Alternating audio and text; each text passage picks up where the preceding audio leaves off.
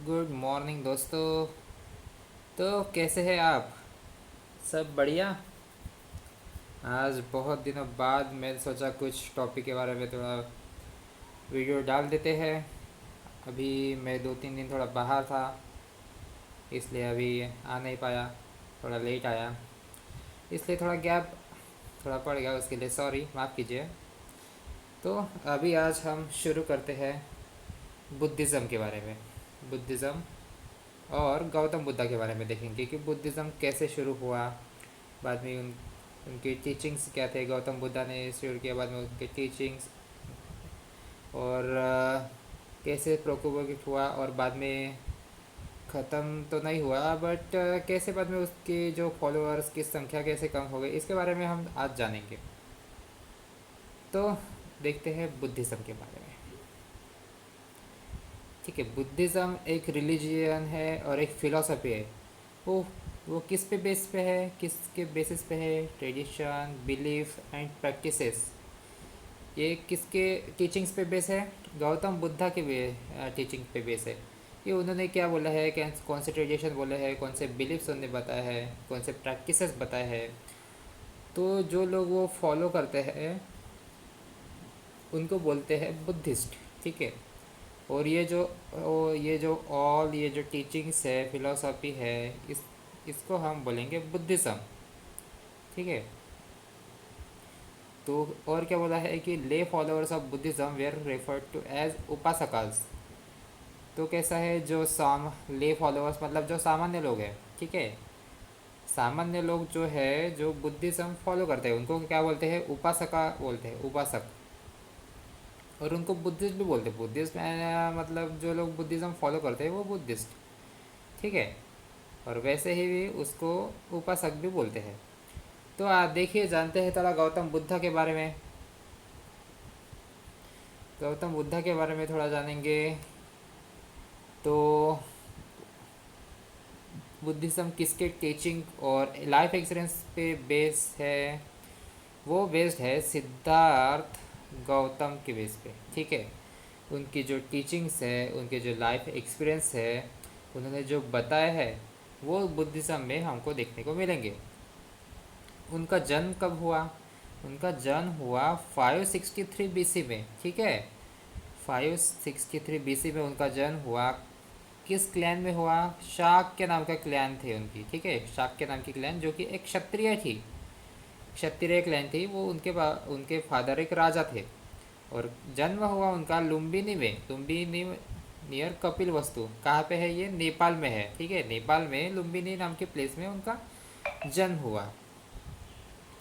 बाद में क्या किया उन्होंने? 29 की एज में उन्होंने अपना सब वेल्थ वगैरह ये सब छोड़ा, और वेल्थ वगैरह छोड़ा मतलब घर दार छोड़ा, और वो असेट असेप्टिज्म मतलब इसको बोलते हैं संन्यास लिया। ठीक है। संन्यास लिया, और बाद में वो तपश्चर्या करने निकल गए। ठीक है। तपश्चर्या करने निकल गए। बाद में उनके साथ क्या हुआ? सुजाता नाम की एक, बाद में उन्होंने तपश्चर्या चालू की। उसके बाद क्या हुआ कि सुजाता नाम की एक महिला थी। ठीक है। सुजाता नाम की महिला, उन्होंने क्या किया, उनको एक खीर दी, एक बाउल में एक खीर भर के दी उनको खाने के लिए। ठीक है। और ये कब हुआ? उनके तपश्चर्या के 6 साल बाद। ठीक है। मतलब उनके घर छोड़ने के 6 साल बाद, वो जब पीपल के पेड़ के नीचे बैठे थे तपश्चर्या करते हुए, तब उनको सुजाता नाम की महिला ने उनको खीर दान किया। उन्होंने खीर खाया। बाद में उन्होंने क्या किया, ये जो बाउल था, वो बाउल को उन्होंने नदी में ऐसे फेंक दिया। तो बाद में नदी में फेंक दिया तो वो प्रवाह के विरुद्ध दिशा में जाने लगा। ऐसा एक कहानी है। ठीक है। मतलब ऐसा बोला गया है कि वो प्रवाह के विरुद्ध दिशा में जाने लगा। तब उनको ज्ञात हुआ, उनको पता चला कि उनको ये हो गया, बुद्धत्व प्राप्त हो गया, मतलब उनको नॉलेज आ गया। ठीक है। ये कब एंड हुआ? 6 ईयर आफ्टर असेप्टिज्म, मतलब घर छोड़ने के 6 साल बाद हुआ। और ये कहाँ पे हुआ? एनलाइटमेंट मिला, एनलाइटमेंट मिला। हाँ, जो अब मैंने बताया ना, उनको ये एनलाइटमेंट प्राप्त हुआ। वो बोध गया में प्राप्त हुआ। क्वेश्चन भी आता है, ठीक है, उनको वो गौतम बुद्धा को एनलाइटमेंट कहाँ पे मिला, तो बोध गया में मिला। एक पीपल ट्री के नीचे वो तपश्चर्या करते थे, वहाँ पे उनको मिला, जो कि आता है बिहार में। और ये कितने दिन बाद आया, वो 49 डेज मेडिटेशन करने के बाद उनको एनलाइटमेंट प्राप्त हुआ, ठीक है।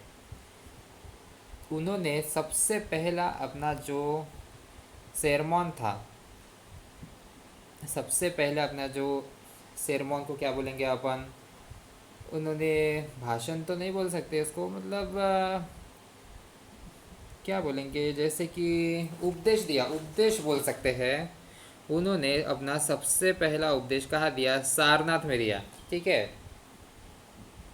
और उनके जो पहले डिसाइपल थे, और ये उन्होंने किसको दिया, पहले डिसाइपल उनके जो थे, जैसे कि महानामा एंड कोडोना, कोडोना, ये दो लोगों को उन्होंने सबसे पहले अपना उपदेश दिया, ठीक है। और खेमा, जो कौन थी, बिम्बिसार की एक थी, क्वीन थी, ठीक है। बिम्बिसार राजा जो बिम्बिसार राजा आपको पता है ना, बिम्बिसार राजा कौन थे, ये एक मगध के राजा हुआ करते थे। तो उनकी एक क्वीन थी खेमा नाम की, उनको गौतम बुद्धा की पहली महिला डिसाइपल कर कह के भी बुलाते हैं। वो गौतम बुद्धा की पहली डिसाइपल थी, पहली महिला डिसाइपल। तो उन्होंने अपने टीचिंग में क्या बताया, गौतम बुद्धा ने, उन्होंने अपने टीचिंग में बताया कि निर्वाणा, निर्वाणा यानी कि मतलब जो दुख है, ये दुनिया में दुख है, उससे हमें मुक्ति मिल सकती है, ठीक है। और हमें ये बर्थ एंड डेथ, इसकी साइकिल से हमें मुक्ति मिल सकती है, ठीक है। तो इसको ये बोलते हैं कि, इसको बोलते हैं निर्वाणा। क्या है ये निर्वाणा, कि freedom from cycle of birth and death, okay, freedom from cycle of birth and death, इसको बोलते हैं निर्वाणा, राइट। ओके, थोड़ा गौतम बुद्धा के बारे में जो थोड़ा जानेंगे। उनका नाम क्या था, उनका नाम था सिद्धार्थ, ठीक है, सिद्धार्थ गौतम बुद्ध ऐसे भी बोला जाता है। और उनके टाइटल्स क्या थे जो लोगों ने उनको दिए थे, बुद्धा एक टाइटल था, और उनका दूसरा टाइटल था शाक्य मुनि। शाक्य मुनि इसलिए क्योंकि वो एक मुनि थे, और वो किस क्लैन से आते थे, शाक्य क्लैन से। उनका बर्थ कहाँ पे हुआ था, ऐसा आपको पूछा तो आप क्या बोलेंगे, उनका बर्थ हुआ था 563 BC में हुआ था, ठीक है। कहाँ पे हुआ, ये हुआ लुम्बिनी कपिल वस्तु में। लुम्बिनी नाम की जगह है, जो कि एक कपिल वस्तु नाम की किंगडम में आती है, नेपाल में। उनके फादर का नाम भी पूछते हैं, उनके फादर का नाम थोड़ा याद रखिए, शुद्धोधन नाम था, ये राजा थे। और उनकी माता का नाम था महामाया। ऐसा कहते हैं कि उनका जन्म होने के बाद कुछ ही दिनों में उनकी माता का निधन हो गया। तो उनकी माता का निधन होने के बाद उनको उनकी फोस्टर मदर ने पाला, ठीक है, उनकी सौतेली माँ ने पाला। उनका नाम था महाप्रजापति गौतमी, उनको महाप्रजापति गौतमी ने पाला। बाद में उनकी शादी वगैरह हो गई। शादी वगैरह होने के बाद उनकी वाइफ हुई, जिनका नाम था यशोधरा, यशोधरा उनका नाम था, ठीक है। और बाद में उनका एक बेटा भी हुआ शादी के बाद, जिसका नाम था राहुल। राहुल काफ़ी मॉडर्न नाम लगता है, मतलब 2500 साल पहले भी राहुल नाम का एक नाम था, और आज भी आपको मिलेगा। ओके, तो थोड़ा देखते हैं, हंसी मजाक हो गया, थोड़ा देखते हैं उनके एनलाइटमेंट के बारे में। तो उसके बारे में जानेंगे। तो ये कहाँ पे हुआ, उरुवेला नाम की जगह पे हुआ, ओके, जो कहाँ पे आती है, बिहार में आती है। किसके कौन से पेड़ के नीचे हुआ, तो पीपल पेड़ के नीचे हुआ। ये थोड़ा याद रखिए, जिसको आज बोला जाता है महाबोधि ट्री। ये है आज के मॉडर्न टाइम्स में आपको गया डिस्ट्रिक्ट में मिलेगा, जहाँ पे बहुत बड़ा बुद्धिस्ट टेम्पल है, और उसमें ये महाबोधि ट्री बोलते हैं कि आज भी है। इसको लगाया गया है, सम्राट अशोका ने वहाँ पे लगाया था। उनकी डेथ बाद में कब हुई, 483 BC में हुई। कहाँ पे हो गई, कुशीनगर में। और उनके निधन को क्या बोलते हैं, महापरिनिर्वाण। ये शब्द भी याद रखिए, महापरिनिर्वाणा। मतलब क्या हो गया, उनकी डेथ हो गई।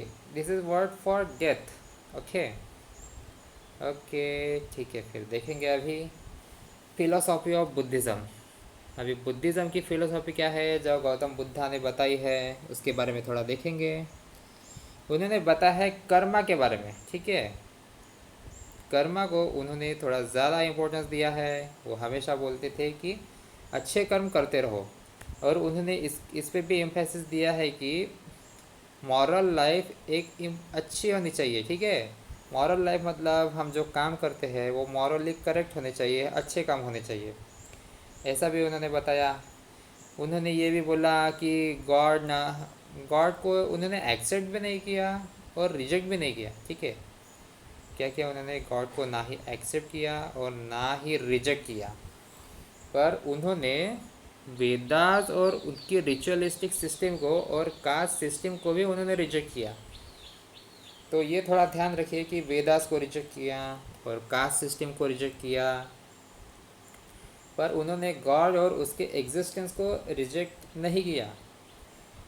और उन्होंने बोला कि वो आत्मा में उनको उनका यकीन नहीं है। वो बुद्धिज़्म में सोल पे बिलीव नहीं किया जाता कि सोल नाम की कोई चीज़ है, ऐसा करके बुद्धिस्ट लोग नहीं मानते हैं, ठीक है। और उन्हों वो फोकस देते हैं, बुद्धिज़्म में फोकस दिया गया है, किस बात पे फोकस दिया गया है, अहिंसा पे। मतलब हिंसा न करना। अहिंसा मतलब क्या है, हिंसा न करना, उसको बोलते हैं अहिंसा। तो बुद्धिज़्म में अहिंसा पे फोकस दिया गया है, ठीक है। और बुद्धिस्ट कल्चर में परमपिता नाम का एक वर्ड है, एक टर्म है परमपिता नाम की। उसका मीनिंग क्या होता है कि perfections whose attainment led to Bodhisattva path. परमपिता मतलब क्या है, एक परफेक्शन है, ठीक है, जिसको हमने हासिल करने के लिए हमें बोधिसत्व पाथ के फॉलो करना पड़ता है। वो पाथ को हमें फॉलो करना पड़ता है, ठीक है। ये भी थोड़ा याद रखिए। मैं भी पहली बार ही सुन रहा हूँ परम पिता नाम की ये टर्म को, इसलिए थोड़ा डिफ़िकल्ट हो गया एक्सप्लेन करने के लिए।